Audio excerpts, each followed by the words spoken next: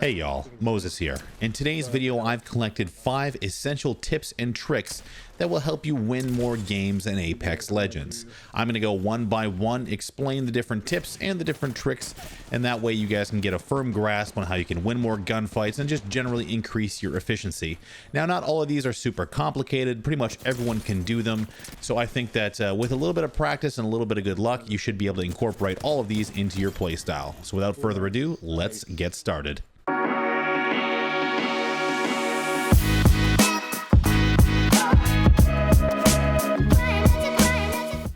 Okay, so now I want to show you guys how to do the quick weapons swap using the crouch key. So this one's pretty simple. I think the only thing I want to mention before I show you guys how to do this is to set up your settings so you have your primary crouch button, whatever you're using, set to hold. So if you're using C, which is the default, I leave mine on hold just to be a little bit more agile. In this case, mine's on mouse 4 because I slide all the time. So it's pretty simple. All you have to do, and I guess I'll show you this first, is this is what it looks like when you're regularly swapping weapons. It's not too slow, you know, going from your primary to your secondary, but it can be a lot faster. So this is something that I picked up just by accident. But anyway, here is what it looks like when you hit crouch as you change weapons. The key combination to do this is you hit your weapon swap button like you normally would, but as you're pressing it, you press your little crouch toggle, whatever that is, or your crouch to your hold to crouch. So it's just like bam, just like that. So because mine's on my mouse, it goes a little bit faster. It's not a lot faster, it's not crazy fast, but it's slightly faster. So all I'm doing is I'm hitting my crouch key the instant I hit my weapon swap key. Pretty simple. Might be one of those things that bails you out in a close quarter situation. You never know, you know, you're running out of ammo, quick switch, bam, there it is again. So it's one of those things that just adds to the game but isn't crazy. So hopefully that works for you guys. So this next trick is a bit of a holdover from PUBG, and that is the S pattern drop style, or the wacky jacky wave, as we called it back in PUBG. Anyway, the style of this is when you're coming out of the plane as the jump master or as a solo jumper, all you want to do is do a wave pattern. So you kind of drop down to near your maximum glide velocity and then flatten out as you get closer to your destination. This is designed to get you closer to the ground faster. It can also be handy if you're jumping solo and you want to get ahead of your teammates a little bit to get that edge on the loot if you're a loot goblin like I am. But mostly it's a pretty simple little pattern where you just do an S shape all the way down to the ground, and that will increase the speed in which you can get there and give you that competitive edge.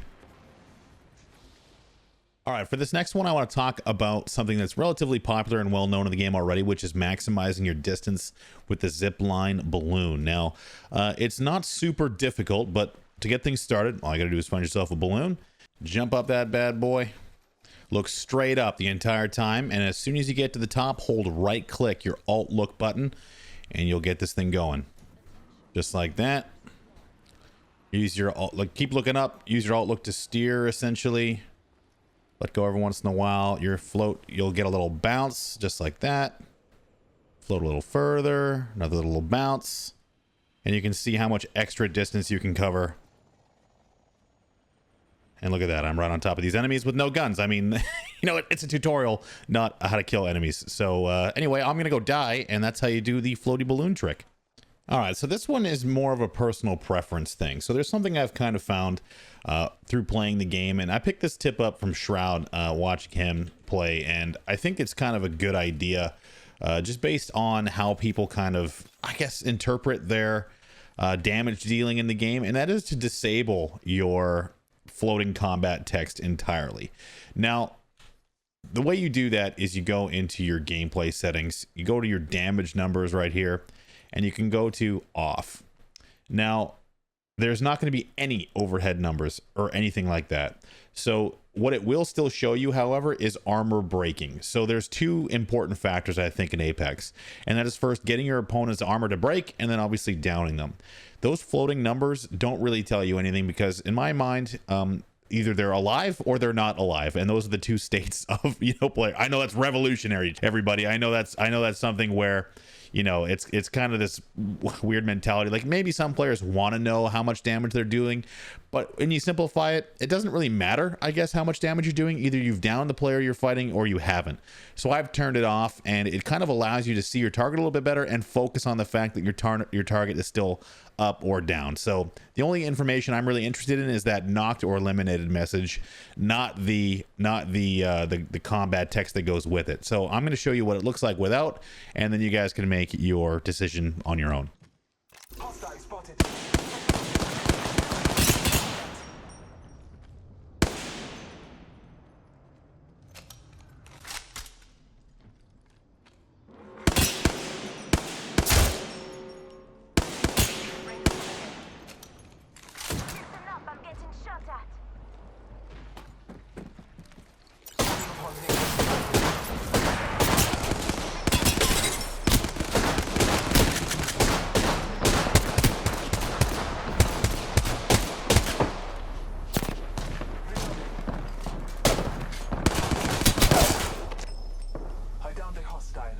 Reloading.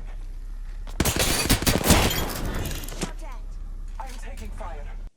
All right, so this last one is not a specific trick, or I guess it's more of a tip, but the tip is stop long range fighting in Apex. This is just an etiquette thing.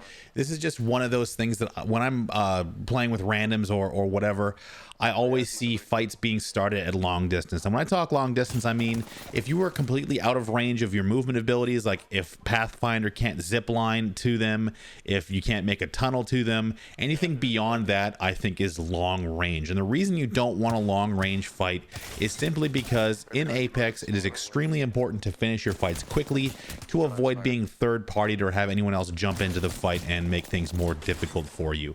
In addition to that, the efficiency of the fight will be much lower because any damage you do will be negated in the travel time that it takes for you to get to your opponent, even if you down them. They could revive, they could use shield cells, they could use shield batteries, they could Phoenix kit, and by the time you get close to the enemy, the fight will have been refreshed anyway.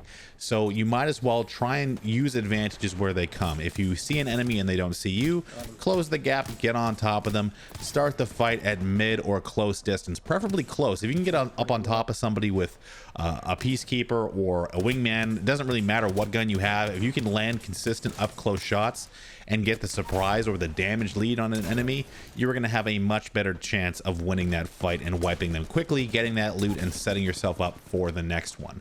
One little tip within this though, if you quickly finish a fight and you are being third partied, steal the shield off of one of your downed enemies to avoid having to shield cell or shield battery if someone jumps up on top of you. If you pick up a shield from a downed enemy, it's going to be full health right away as soon as you pick it up. So one of those little things that maybe might help you, but I didn't want to make a whole tip dedicated just to that one little thing. But that's it, guys. That's all the tips and tricks I have for you right now, at least the essential ones for Apex Legends. I'm interested to know, what are your tips and tricks? Did I miss anything? Anything that I should have put in this guide? Let me know down in the comments. And don't forget to follow me on Twitch at twitch.tv/wtfmoses and on Twitter at twitter.com/wtfmoses. You can also like this video if you want to help me out a little bit, and you can subscribe to this channel if you want to see more guide content like this in the future. Thank you for taking the time, guys, and until next time, I'll see you out there.